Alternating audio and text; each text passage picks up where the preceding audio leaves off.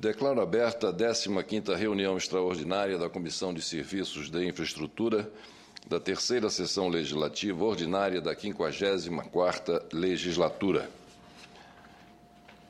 Comunicado sobre o primeiro ciclo de audiências em relação ao nosso sexto painel.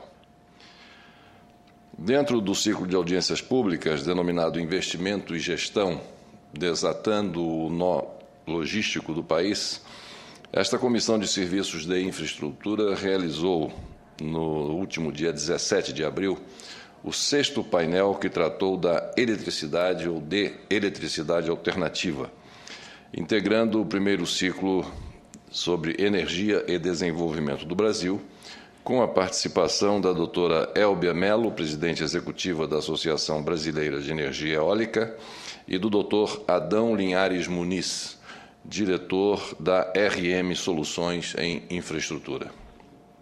A doutora Elbia Mello, que tratou do tema energia eólica no Brasil, informou que a participação da energia eólica na matriz de eletricidade brasileira é hoje de 2% da capacidade instalada.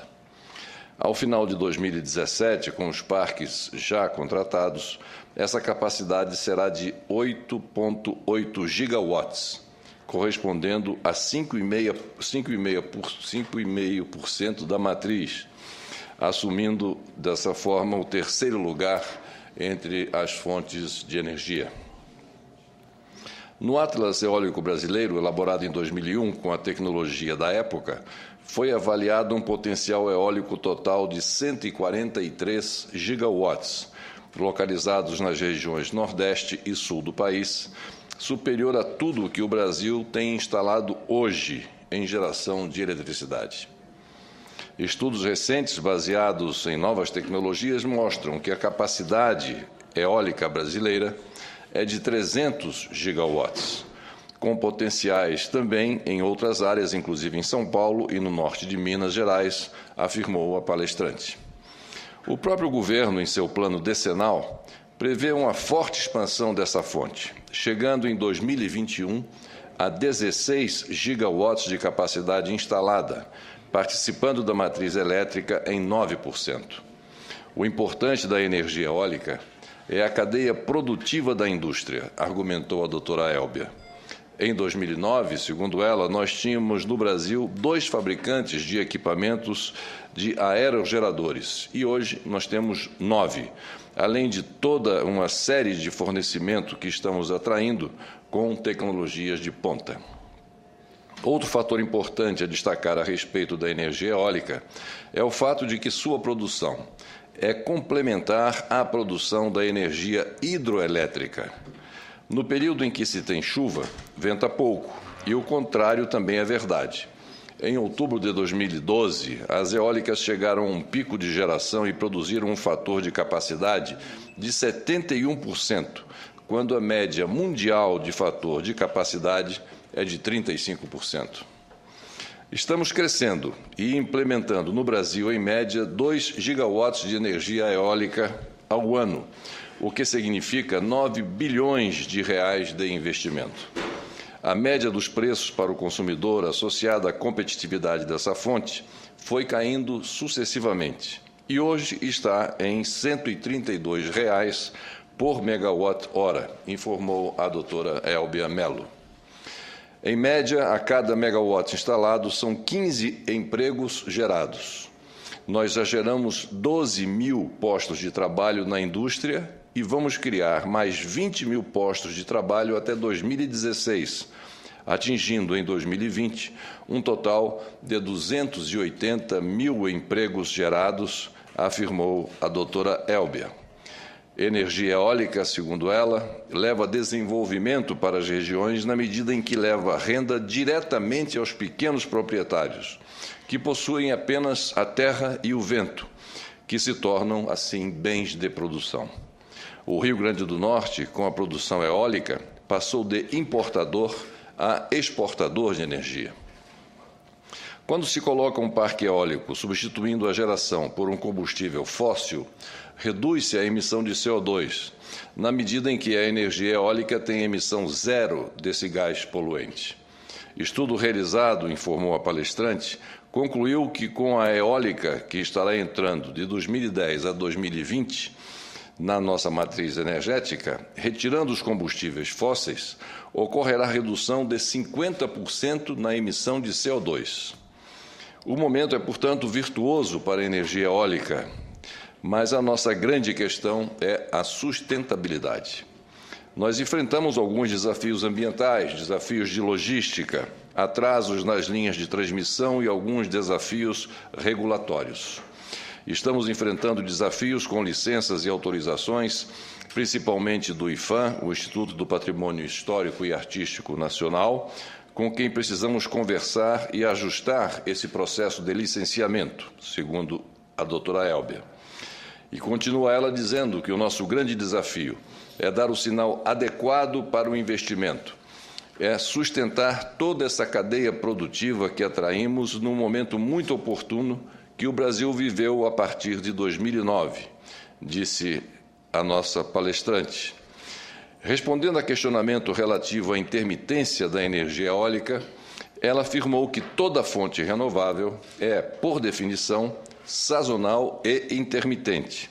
Mas a intermitência se atenua com uma quantidade maior de aerogeradores no sistema. Produzindo energia eólica nos períodos secos, evitamos gastar água dos reservatórios em uma relação de complementariedade com a hidrelétrica e também com a biomassa. Temos que diversificar a matriz energética brasileira, pois é isso que vai trazer segurança de suprimento de longo prazo, concluiu ela. O segundo palestrante, Dr. Adão Linhares Muniz, destacou que, em abril de 1999, o Ceará inaugurou o primeiro parque eólico brasileiro, com 15 megawatts comercialmente contratados pela concessionária local. Nosso potencial é um dos melhores do mundo, afirmou o palestrante, principalmente os ventos alísios do Nordeste, que têm uma relação de velocidade média com a velocidade máxima de rajada muito próxima uma da outra, o que facilita bastante o dimensionamento e o projeto. Em relação à infraestrutura, foi feito um trabalho que mostra a necessidade de construção prévia de uma linha de transmissão litorânea que tenha a capacidade de captar a energia produzida.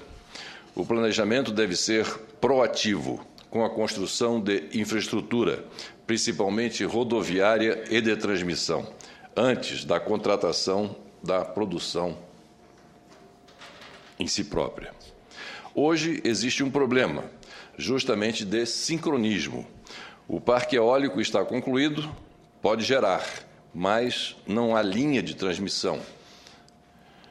Outro gargalo, outro desafio é a capacitação. A preocupação na construção dos parques é a utilização de mão de obra importada, explicou o Dr. Adão Muniz. Como brasileiro, ele considera um absurdo que o tecnólogo, o engenheiro e até mesmo o montador do parque eólico não sejam formados no Brasil.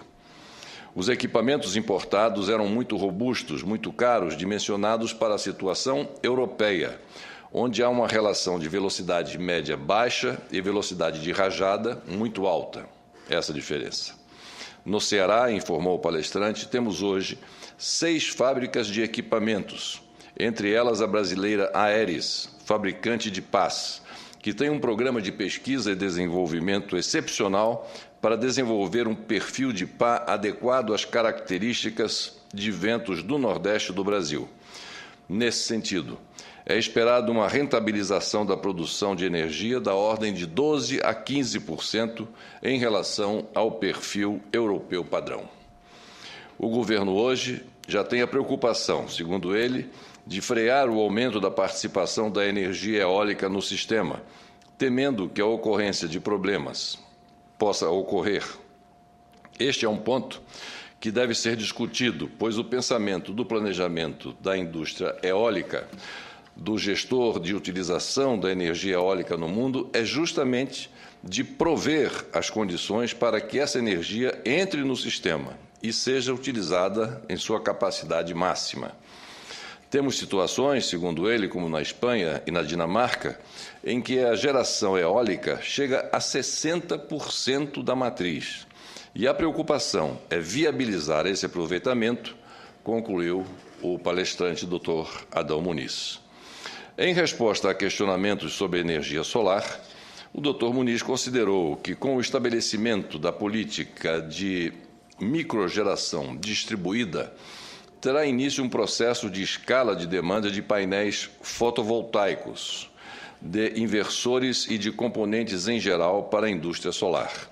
Assim, quando houver uma decisão política de um leilão específico para energia solar, a consolidação e a viabilização econômica dessa fonte, também na produção concentrada, deverão ser muito mais rápidas do que a eólica, concluiu, finalizando o Dr. Adão Muniz, o segundo palestrante da nossa audiência sobre energia eólica.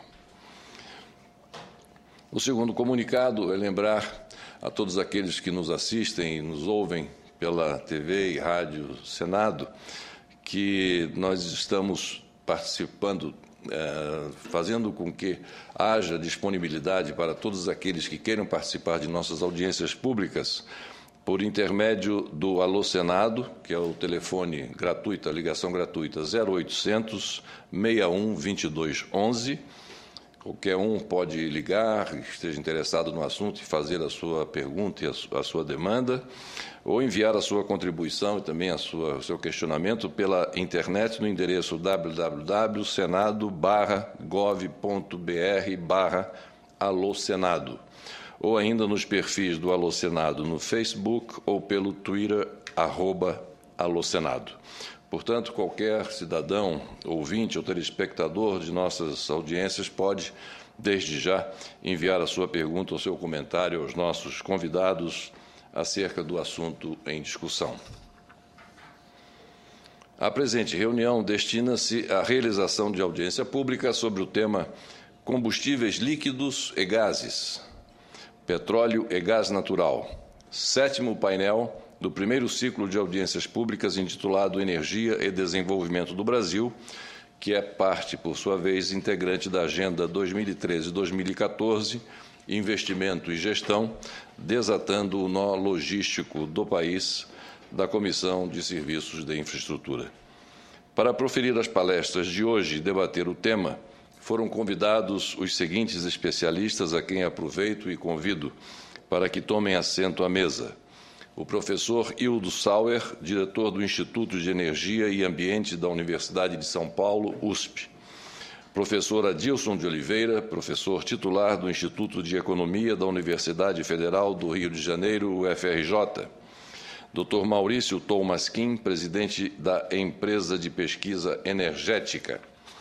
E o senhor Eduardo Outram, gerente executivo da área de abastecimento e logística da Petrobras.